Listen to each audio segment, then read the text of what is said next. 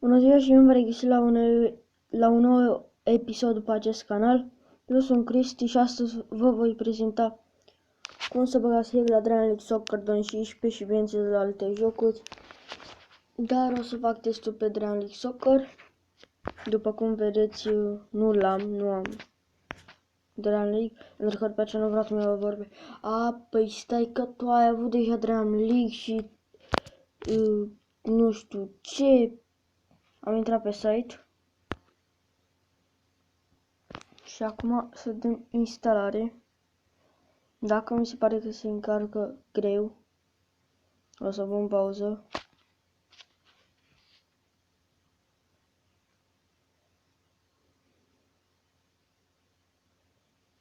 Sau mai bine lăsați-l să nu mi aud acea discuții.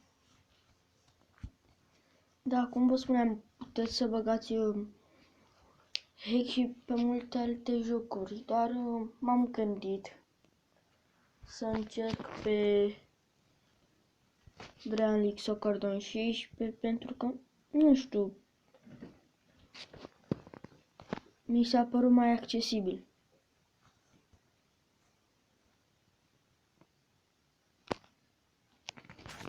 Dacă ne arată și poze, nu. De 50%, de aia nu am luat, pentru că după aceea, păi stai așa, dacă ți-ai făcut undeva, nu știu, ți l-ai băgat altundeva într-un folder, dar era clar că nu, dacă vi l-am arătat acolo și nu era. Ne. Hei, alo, mai mergi? N-are cum să meargă. Ne.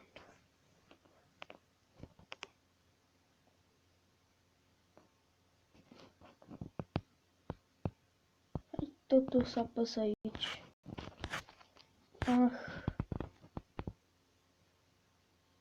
What? E foarte, nu știu.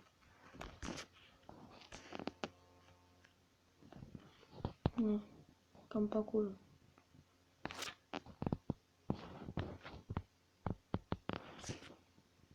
Nu înțeleg.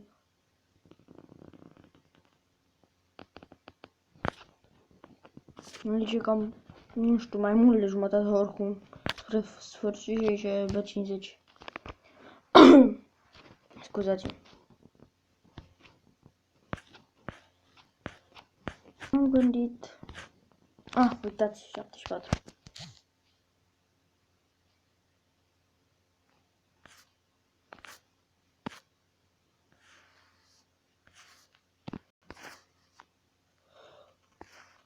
Da. Și vedem cum se încarcă, să vedem pe unde a ajuns aici sus. Da, nu îmi dau seama acum, văd că s-au ajuns una pe alta. Da. Înainte, sincer, puteai să-ți bagi hack direct după update. Adică instalai jocul, intrai pe joc, dădeai drumul și bam, aveai hack. Dar acum, nu știu, în fine, oricum, eu țin update pentru ce, de exemplu, Minecraft Pocket Edition. După magazin Play App Store, nu poți să-l iei. Pentru că vreo 20 de lei în fine. Frate, adică de ce, chiar dacă nu sunt mulți bani, de ce îți dai niște bani pe un joc? Ca la un moment dat ce să vezi?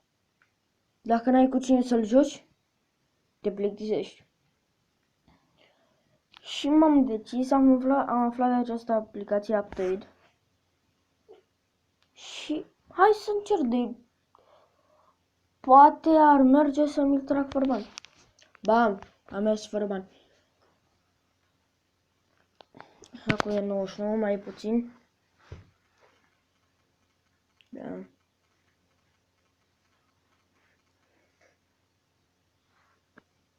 APC 4 free.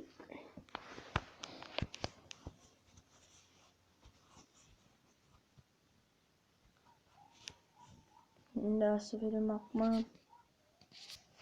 Cât am dat să înceapă? E 15 și un sfert.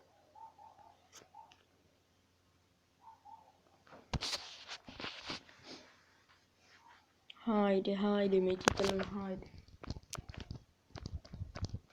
Haide.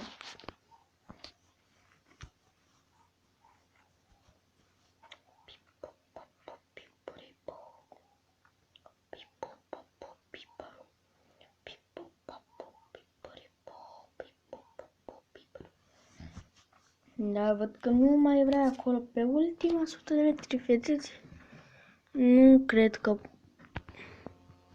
Încă puțin oricum mai e. Uitați, încă puțin. Da, și dacă îl opresc... Da, uitați, m-a băgat. Înainte, instalați.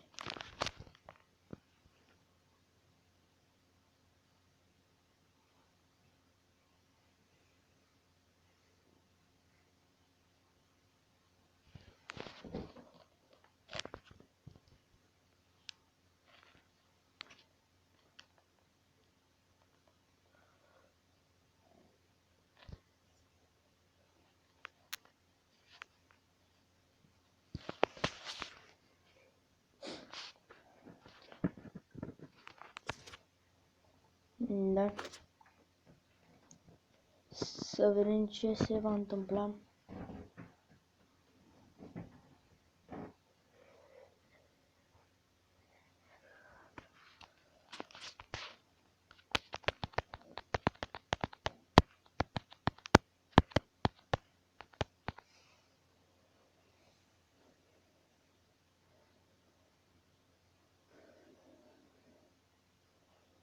Da.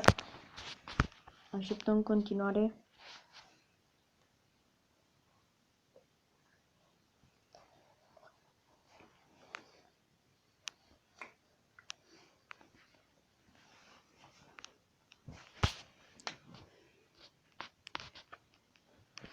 Și așteptăm în continuare. Sper să nu fie prea lung videoclipul decât la jocuri. Bine, hai, maxim, nu știu, undeva la, sper, 13-14 minute pe acolo, așa. Adică n-aș vrea eu. Nu că n-aș vrea eu. Dar...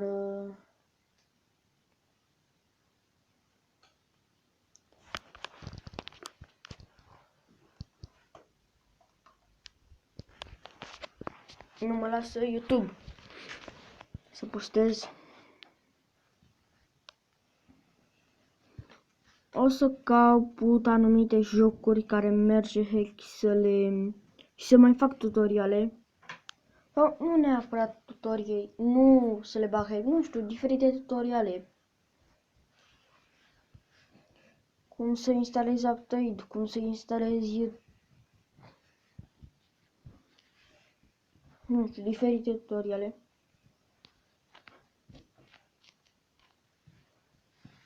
Da.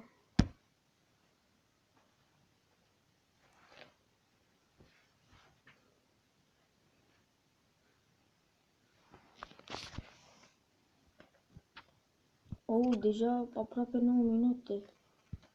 Hai, și nici n-am început să desfășor, să intru pe Lucky Patcher, să...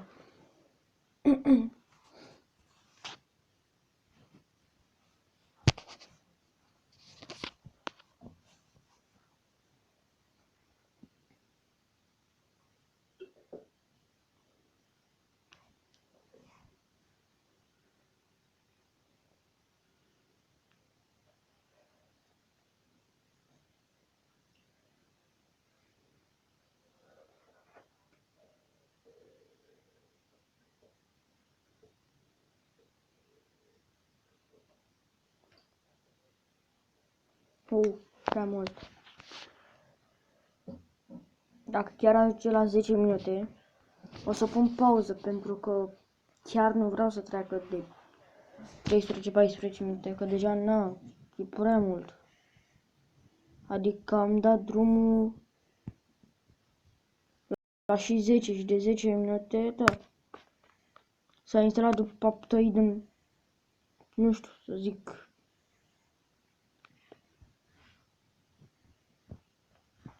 vreo 6 minute și deja Da, o să pun pauză pentru că, na.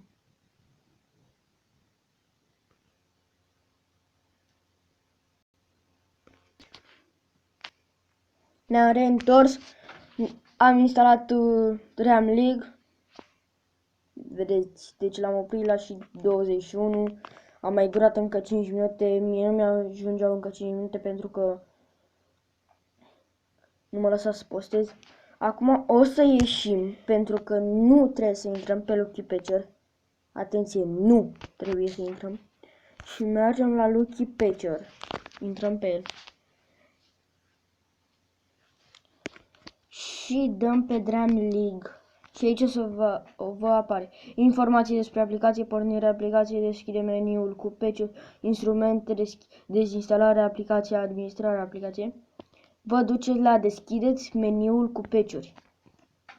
Creează aplicație modificată, dați pe ea și o să vă arăt. Fișier APC fără verificare licență, fișier APC fără reclame Google, fișier APC refăcut pentru emulare in-app și levele, fișier APC cu permisiuni și activități modificate. Vă duce la fișier APC refăcut pentru emulare in-app și levele. Dați pe el. Reconstruirea aplicației, nu mai trebuie să mai faci nimic. Și acum trebuie să așteptăm.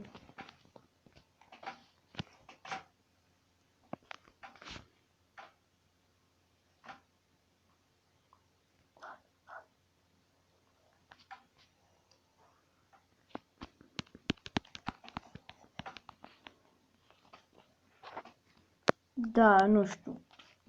Cred că din păcate va da pun pauză. Pentru că nu vreau să stau foarte mult. Cum am zis, uite la dispoziție, am 2 minute să zic. Da, atât. Pun pauză și ne vom reîntoarce. Da, lume, ne-am reîntors. Și acum o să vă arate pe ecran rezultate patch-uri. Primele două, după cum vedeți, trebuie să fie neapărat și neapărat verzi. Dacă nu sunt primele două verzi, nu o să vă meargă. După cum vedeți, sunt verzi. Celelalte nu contează, chiar nu contează. Dar primele două trebuie să fie verzi. Acum ne ducem la accesați fișierul, nu la OK, pentru că nu se va întâmpla nimic. Accesați fișierul. Și o să ne bage Dream League Soccer versiunea 3.09.b.44.crc.support APC. Acum dăm aici și o să ne arate instalați, instalare și dezinstalare, reconstruiți, ștergeți fișierul, partajați aplicația. Mergem la instalare și dezinstalare. Dăm OK să-l dezinstalăm.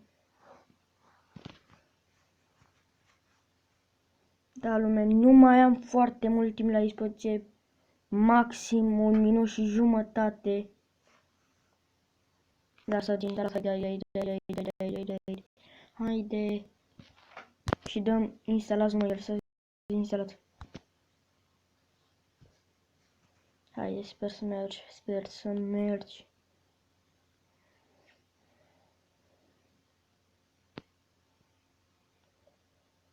Da, pun din nou pauză pentru că n-am ce face.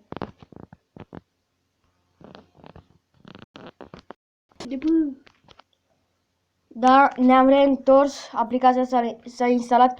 Nu a trecut atât timp, dacă vă veți uita aici, am avut o problemă și a trebuit să las așa. Acum mergem și deschidem aplicația. Probabil nu o să mă uit pe aici pentru că o să fie dat drumul la sonor. Și na. Haide. Așa, ok. Ok, mergi. Haide.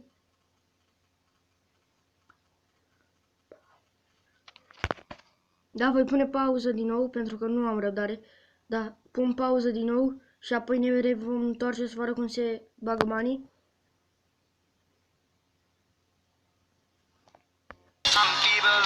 Da, ne-am reîntors, acum o să vă arăt cum să băgați. Intrați aici la bani și dați aici pe ce bani vreți. Și dați da. Și ce o să vă vă bagă bani.